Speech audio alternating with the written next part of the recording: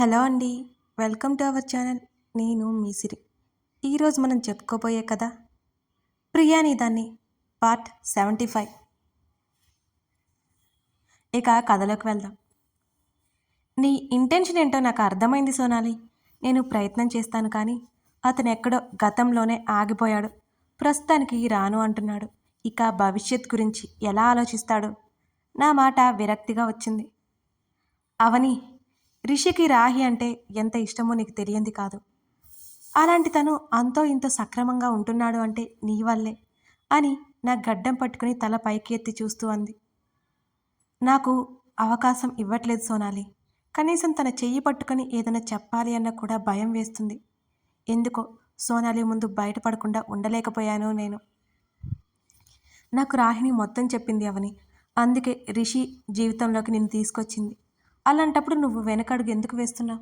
నీ ప్రేమను గెలిపించుకోవడానికి అప్పుడు ప్రయత్నం చేయలేదు, ఇప్పుడు ప్రయత్నం చేయలేదు. ఎందుకు ఇలా చేస్తున్నావు నాకు ఎప్పటికీ అర్థం కావడం లేదు అని సోనాలి తీక్షణంగా చూస్తూ అడుగుతుంటే, అప్పుడు వాళ్ళిద్దరి ప్రేమను చూసి నాకు ఆలోచన రాలేదు సోనాలి. ఇప్పుడు కూడా వాళ్ళిద్దరి ప్రేమను చూసి ముందుకు అడుగు వేయలేకపోతున్నాను. రిషి నన్ను ఎప్పటికీ తన జీవితంలోకి ఆహ్వానించడు.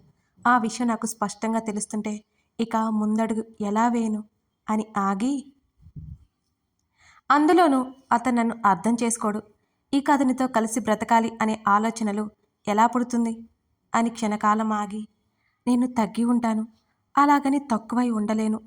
అతను ఎప్పుడైతే నన్ను అర్థం చేసుకుంటారో ఆ రోజు నాకు చెప్పనక్కర్లేదు, తెలుస్తుంది అంతే అన్నాను ఎడమ చెంప మీద నుంచి జారిపోతున్న కన్నీటిని తుడుచుకుంటూ. అవని, ఇది నీకు తెలిసిందే, అయినా చెప్పకుండా ఉండలేకపోతున్నాను. రిషి ఉన్న పరిస్థితి నీకు తెలుసు. నువ్విలా అతని పట్ల విరక్తి పెంచుకుంటే ఎలా? అతని బాధ నీకు తెలియంది కాదు అని అంది సోనాలి. తెలుసు సోనాలి, అదే ఒకవైపే అతను కావాలనిపిస్తోంది, మరోవైపు అతనికి దూరంగా పారిపోవాలనిపిస్తుంది. ఏం చేయను నేను అన్నాను. చేతులు ముఖానికి అడ్డు పెట్టుకుని తల కిందకి వంచేసుకున్నాను. నీ సంఘర్షణ నాకు అర్థమవుతోంది అవని. ఇది నేను చెప్పేది కాదు, నువ్వే ఆలోచించుకో. నీ జీవితం ఇది. నీ భవిష్యత్ అతనితో సంతోషంగా ఉంటుందని నీకు అనిపిస్తే నీ ప్రయత్నం నువ్వు చేయి. అలా లేదు అనిపిస్తే నీకు నచ్చినట్టు అతనికి దూరంగా వెళ్ళిపో. ఇదే చెప్పగలను. నిర్ణయం నీదే. నిన్ను ఆపే హక్కు ఎవరికీ లేదు అని నా చేతి మీద తట్టి, స్టమక్ పెయిన్ ఉందా అని అడిగింది తను. అది నాకు చిన్నప్పటి నుంచి అలవాటే, కంగారు పడుకు, దాన్ని భరించేసే స్టామినా నాకుంది అని చిన్నగా నవ్వాను. అవని, ఎప్పుడూ ధైర్యాన్ని కోల్పోవద్దు అంటూ బ్యాగ్ తీసి టాబ్లెట్ షీట్ నా చేతిలో పెట్టి, పెయిన్ రిలీఫ్ ఉంటుంది వాడు, వీటి వల్ల ప్రాబ్లం ఏమీ ఉండదు అని చెప్పింది. నేను మెల్లిగా తల పంకించాను అలాగేనన్నట్టుగా.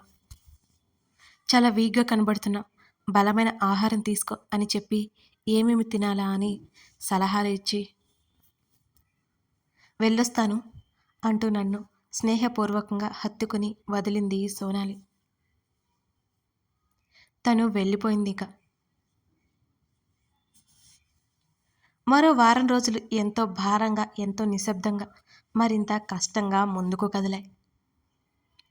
రిషి పూర్తిగా పనిలో పడిపోయాడు. అతన్ని అతను బిజీ చేసుకుంటున్నాడు, కానీ డ్రింకింగ్ మానట్లేదు. స్లీపింగ్ పిల్స్ డైలీ వేసుకోకుండా ఉండట్లేదు. భోజనం గుర్తు చేస్తే చేస్తాడు, లేకపోతే లేదు. మాట్లాడితేనే ఏదో సమాధానం చెబుతాడు, లేకపోతే అది కూడా లేదు. రాహిణి వాళ్ళ అమ్మగారి కాస్త కోలుకున్నట్టుగా నాకు తెలిసింది. అక్కడికి తరచూ వెళ్ళొస్తున్నాడని ఒకరోజు నేను అక్కడికి వెళ్ళగా ఆవిడ అంతా చెప్పింది నాకు. తిరిగి పనిలోకి వచ్చింది శాంతమ్మ. ఆమె కూడా బాగా చిక్కిపోయింది ఈసారి. నా తమ్ముడు పరీక్షలు కూడా అయిపోయాయి. రిషి వాళ్ళ అమ్మ నాన్న ఇద్దరు వాణ్ణి బాగా చూసుకుంటున్నారని తెలిసింది. పరీక్షలు అయిపోయాక ఒకరోజు వచ్చి వెళ్ళిపోయాడు వాడు. నా ముందు ఉన్న పెద్ద సవాల్ రిషిని మార్చడం. నిజంగా ఇది జరుగుతుందా? అసలు మార్చడం అంటే ఏంటి? రాహిణి నుంచి దూరంగా తీసుకువెళ్ళాలా, లేకపోతే నన్ను ఇష్టపడేలా చేసుకోవాలా? కాదు, ఈ రెండూ కాదు. అతనికి జీవితం మీద ఆశ కలిగించాలి. అసలు ఇది జరిగే పనేనా? ఏమో, అతని మార్పు అంటే అతని కోసం అతను బ్రతికేలా చేయాలి. అంతే. కానీ అదెలా?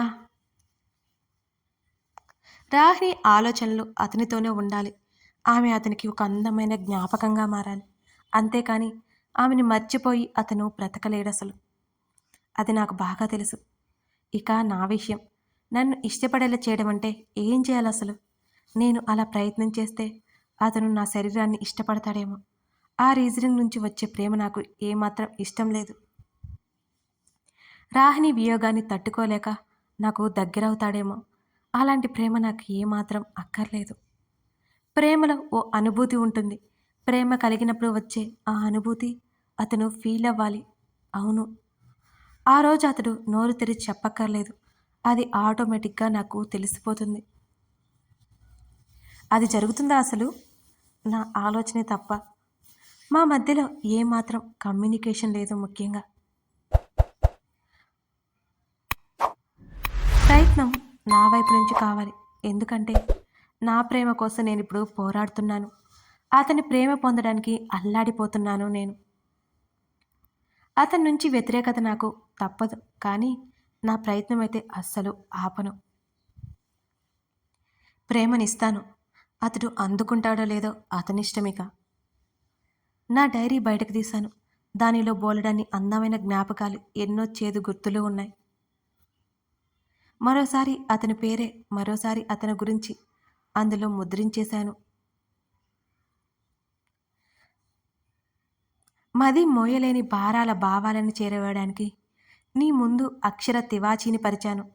నడిచొస్తావో లేక దాటి వెళ్ళిపోతావో నీ ఇష్టం అని నేను రాసుకున్న బోలెడని అక్షరాలు ఏదో ఒకరోజు తన ముందు పరచాలి. ఏదో ఒకరోజు ఈ పుస్తకం అతని కంటపడితే అసలు ఎలా ఫీల్ అవుతాడు? దాన్ని భద్రంగా దాచిపెట్టాను. అతనికి ఏమాత్రం కనిపించనీయకుండా. ఆ పుస్తకం చదవగానే ఏర్పడే ఇష్టం నాకు వద్దు. స్వచ్ఛమైన ప్రేమను అతని నుంచి నేను కోరుకుంటున్నాను. ఆ ప్రేమకి రీజనింగ్ ఒకటే ఉండాలి. అదేంటంటే కలిసి బ్రతికేంత. అంతేకాని విడిపోయి బ్రతకలేనంత మాత్రం కాకూడదు అని నేను నిశ్చయించుకున్నాను. కాలం మనిషిలో మార్పు తెస్తుందని అంటుంటారు. కానీ రిషి ఇంకా అధ్వాన్నంగా తయారయ్యాడు. ఒక రాతి మనిషి అయ్యాడు. ఇద్దరం ఒకే గదిలో ఉంటున్నా, 2 కుర్చీలు ఒక గదిలో ఉంటే ఎలా ఉంటుందో అలాగే ఉన్నాం. నిశ్శబ్దంగా, విడిగా. బాల్కనీలో కూర్చొని అలా తల వెనక్కి వాల్చి రైలింగ్ మీద కాళ్ళు చాపుకొని ఉన్నాడు రిషి. 12 గంటలవుతున్నా అతని కంటి మీద కునుకు లేదు. అతను అలా ఉంటే ఇక నాకెలా నిద్ర పడుతుంది? అలాగే సోఫాలో కూర్చొని ఎగురుతున్న కట్టన్ చాట్ నుంచి తననే చూస్తున్నాను నేను.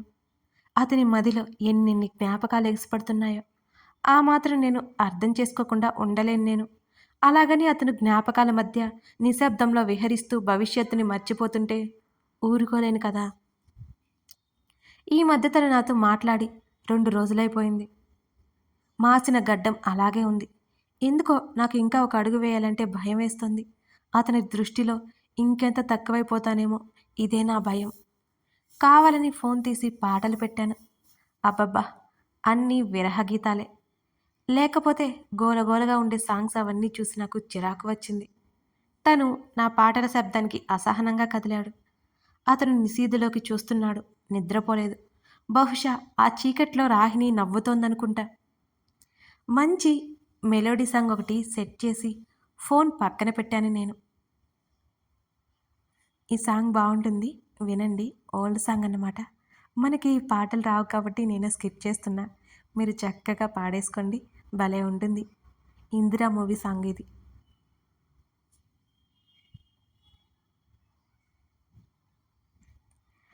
ఆ పాట మోగుతుండగా అతడు కుర్చీలో నుండి లేచి సరిగ్గా కూర్చున్నాడు. వెనక్కి తల తిప్పి విసుగ్గా గదిలోకి చూశాడు. నేను ఏమాత్రం అతన్ని పట్టించుకోనట్టే ఫోన్లోకి తల దూర్చేశాను. అయితే ఏం మాట్లాడలేదు కానీ యథావిధిగా ఉండిపోయాడు. అయినా నన్ను ఈ గదిలో ఎందుకు ఉండనిస్తున్నాడు? ఈ విషయమే ఎలా మర్చిపోయాను నేను? ఆ విషయం అడిగాను అంటే ఖచ్చితంగా నన్ను బయటికి గెంటేస్తాడు. అందులో అనుమానమే లేదు. బహుశా నన్ను పట్టించుకోలేదేమో అసలు. తప్పదు, నేను ప్రయత్నం చేయాలి. తనతో మాట్లాడాలని 3 రోజుల నుంచి అనుకుంటున్నా. ముందడుగు వేయలేకపోతున్నా. ధైర్యం చేసి లేచి బాల్కనీలోకి వెళ్ళాను. రైలింగ్‌కి ఆనుకొని ఉన్న డ్రింక్ బాటిల్ బాల్కనీ నుంచి కిందకి విసిరాను. కళ్ళు మూసుకొని ఉన్న అతను ఉలిక్కిపడి లేచి కూర్చున్నాడు. నా చేతితో మరొక బాటిల్ ఉంది. తను చూస్తుండగానే అది కిందకి వేసేశాను. మెంటలా? ఏం చేస్తున్నావు? ఒకవైపు అరిచాడు. అదిరిపడినా తమాయించుకున్నాను. నాకు తాగుబోతులంటే అసహ్యం. నువ్వు తాగుబోతుగా మారకూడదని మంచి పని చేస్తుంటే అరుస్తావేంటి అంటూ అతనికి కాస్త దూరంలో కింద ఉన్నదాన్ని అందుకోబోతుంటే నా చేతిని పట్టేశాడు. ఆ బాటిల్ నా చేతిలో నుంచి మరొక చేతిలోకి తీసుకున్నాడు. హేయ్ వేయకు అంటూ గబుక్కున లేచి ముందుకు రాగానే 2 చేతులు వెనక్కి పెట్టుకున్నాను నేను. పిచ్చి పడిందా నీకు అని గట్టిగా గదిమాడు నన్ను. ఇప్పుడు పిచ్చి పడినట్టు నేనేమైనా బిహేవ్ చేస్తున్నానా అని ఆలోచిస్తున్నట్టు పైకి చూస్తూ అడిగి తన ముఖంలోకి చూశాను నేను. నాటకాలు వేయకుండా ఇచ్చేయి అన్నాడు సీరియస్గా. నువ్వు తాగుబోతు అయితే ఏం బాగుంటుంది చెప్పు. అసలే నా హస్బెండ్వి కదా, నా పరువు ఏమవ్వాలి అన్నాను ఇండైరెక్ట్గా వెక్కిరింపుగా. నోరు మూసుకుని ఇచ్చేయి పో, అవతలికి పో అన్నాడు అది అందుకోవడానికి చూస్తూ. నేను కాస్త వెనక్కి సర్దుకున్నాను. ఇది తాగితే ఇంకేమైనా ఉందా అన్నాను. ఎవరికైనా వినేవారికి చెప్పు, నీ సూక్తులు నాకు కాదు విసుగ్గా అరిచి కాస్త ముందుకొచ్చాడు. మనిషివేనా నువ్వు? ఇంతగా ఎవరైనా తాగుతారా అని నేను అడుగుతుంటే నేను మాట్లాడుతుండగానే తన ఒక చేత నా 2 చేతులు వెనక్కి పట్టుకుని చేతిలో బాటిల్ లాగేసుకున్నాడు. కాస్త పొగరుగా కాస్త గర్వంగా నా వైపు చూస్తూ నోరు మూసి వెళ్ళి పడుకో అన్నాడు సీరియస్గా. అతడు చిన్నగా చెప్పిన ఆ కంఠం తీక్షణంగా వచ్చింది. నువ్వేం చేస్తావు? తాగుబోతుగా కూర్చుంటావు అంతేనా? తాగుతూ కూర్చుంటావు అని వెటకారంగా అడిగాను. కోపం వచ్చినట్టుంది. నా చేతులు గట్టిగా పట్టేసుకోవడంతో కాస్త నొప్పి అనిపించింది. అది ముఖంలో కనిపించకుండా అలాగే చూశాను అతని వంక. నా విషయాల్లో ఇన్వాల్వ్ అవ్వకు, లేకపోతే నువ్వే బాధపడతావు అని సీరియస్గా అన్నాడు. ఖచ్చితంగా అది వార్నింగ్ అని నాకు అర్థమైంది. అలాగే కళ్ళు ఎత్తి చూశాను. ఏంటా చూపు అని కళ్ళు చిన్నవి చేసి చూశాడు. తాడి చెట్టులా అంత ఎత్తు ఉంటే ఈత చెట్టులా ఉన్న నేను ఇంకెలా చూడాలి అతన్ని? ఏమీ లేదు అన్నట్టు తల అడ్డంగా ఊపాను. నా చేతులు వదిలి దూరంగా జరిగాడు. వెంటనే అతని చేతిలో బాటిల్ లాగేసి విసిరేయబోయేలోపు నా చేత వెనక్కి మడిచి పట్టుకున్నాడు. అది పడేశావంటే చెయ్యి విరిచేస్తాను, లైఫ్ లాంగ్ కుంటి చేత్తో ఉండాల్సి వస్తుంది అని నన్ను బెదిరించాడు. బండరాముడు ఎంత గట్టిగా పట్టుకున్నాడు. అది తిరిగి ఇచ్చేస్తుంటే నా చేతిని వదిలిచేశాడు. వెంటనే వెనక్కి లాక్కోగానే మళ్ళీ బిగించి పట్టుకున్నాడు. ఆటలాడుకు అయిపోతావు. నాకు అత్యంత సమీపంలో ఉండి తను చెప్తుంటే సర్వం మరిచి తన ఛాతీకి నా తలానించాలని అనిపించింది నాకు. ఆ బలమైన కోరికను కష్టంగా తమాయించుకున్నాను నేను. నొప్పిగా ఉంది అని అన్నాను చిన్నగా. అతని స్పర్శ ఆ మాత్రం చాలు నాకు. ఇంకాసేపు అలాగే ఉండిపోవాలనిపించింది. కాలాన్ని కరిగిపోవద్దని కోరుకుంటూ తనతో మాటలు పెట్టేశాను నేను. అయితే ఇచ్చేయ్ అన్నాడతను సీరియస్గా. తప్పదు కదా, తప్పు కదా అంటుంటే షటప్ అని నా చేతిని పట్టుకుని కాస్త వెనక్కి లాగ్గానే వెళ్ళి అతనికి అతుక్కుపోయాను. మరో చేతిలో ఉన్న బాటిల్ లాక్కుని విసురుగా నన్ను వదిలేశాడు. మడిచిన చేతిని ముందుకు తీసుకుంటూ వదిలించుకున్నాను. యథావిధిగా చైర్లో సెటిల్ అయి రేపటి నుంచి నువ్వు మరో రూమ్లో ఉండు అనేశాడు చివరికి. బాబోయ్, ఇతనేంటి ఇలా అంటున్నాడు? కొసరు కోసం చూస్తే అసలుకే మోసం వచ్చేలా ఉంది నాకు. నేనెందుకు వెళ్ళాలి? వెళ్ళను అన్నాను సీరియస్గా. వెళ్ళాలి అంతే. నాకు భయం ఒక్కదానికి అన్నాను నేను. నా వైపు విసుగ్గా చిరాగ్గా ఎలాగో చూశాడు. నిజంగా నాకు భయం అన్నాను. ఉఫ్, ఏం కావాలి నీకు? నన్నెందుకు ఇరిటేట్ చేస్తున్నావు అని అడిగాడు. ఏం లేదు, నువ్వు పని కానించుకో అని సైలెంట్గా అక్కడి నుంచి లోపలికి వెళ్ళిపోయాను. పక్క రూమ్కి వెళ్తే ఇంకా ఈ జన్మలో నేను అనుకున్నది జరగదు. వామ్మో, రేపు నిజంగానే వెళ్ళిపోమంటాడా? బెడ్ మీద ఒకవైపు ముడుచుకొని పడుకున్నాను. అయ్యగారు మాత్రం రాత్రంతా బాల్కనీలోనే తగలడ్డారు. రోజులు నత్త నడకలా ముందుకు కదులుతున్నాయి. నేను ఎంతో కొంత మాట్లాడి తనకి ఇరిటేషన్ తెప్పించి తిట్లు తింటున్నాను ఈ మధ్య. అదే అప్రయత్నంగా జరిగిపోతోంది. ఒకరోజు సాయంత్రం ప్రదీప్, ప్రతిమ వచ్చారు. చూసి షాక్ అయ్యాను. చాలా రోజులైంది కదా వచ్చి. అంతలోనే సంతోషం వేసింది. ఆ రోజు ఇద్దరిని తిట్టి పంపించినందుకు కాస్త బాధగా అనిపించింది. ఎలా ఉన్నావని ప్రదీప్ కళ్ళల్లో, గొంతులో అదే ఆర్ద్రత. బావున్నాను, నువ్వెలా ఉన్నావు అని అడిగాను. తను చిన్నగా తల పంకించాడు. ఇలా వచ్చారేంటి నేను అడుగుతున్నా. ప్రతిమ మౌనంగా ఉంది తల వంచుకొని. నా ఎంగేజ్మెంట్. ప్రదీప్ మాటలకి షాక్ అయిపోయాను నేను. అవునా, ఎవరా అమ్మాయి ఆదుర్దాగా అడిగాను. రిలేటివ్స్ అన్నాడు ప్రదీప్. ఓహ్ గుడ్ అన్నాను నేను. తప్పక రావాలి అవని, ఎల్లుండు ఎంగేజ్మెంట్ ప్రదీప్ మరీ మరీ చెప్పాడు. అలాగే తప్పకుండా వస్తాను అన్నాను. నేను మళ్ళీ కలుస్తాను, చాలా మందికి ఇన్విటేషన్ ఇవ్వాలి అని చెప్పి లేచి వెళ్ళిపోయాడు ప్రదీప్. నన్ను క్షమించు అవని, ప్రతిమ వెక్కిళ్ళు పెట్టి ఏడ్చేస్తూ నా చేతులు నుదురికి ఆనించుకుంది. ప్రతిమ ఏడుపుకి నివ్వెరబోయాను నేను. అసలు ఎందుకు ఏడుస్తుంది నాకు అసలు అర్థం కాలేదు. ఇంతకీ ప్రతిమ ఎందుకు ఏడుస్తుందంటారు? మీరు గెస్ చేయగలిగితే చేయండి. Thank you. ఈ కథ నచ్చితే లైక్ చేసి, కామెంట్ చేసి, అలాగే సబ్స్క్రైబ్ చేసుకునే వాళ్ళుంటే చేసుకోండి. Thank you for watching this video.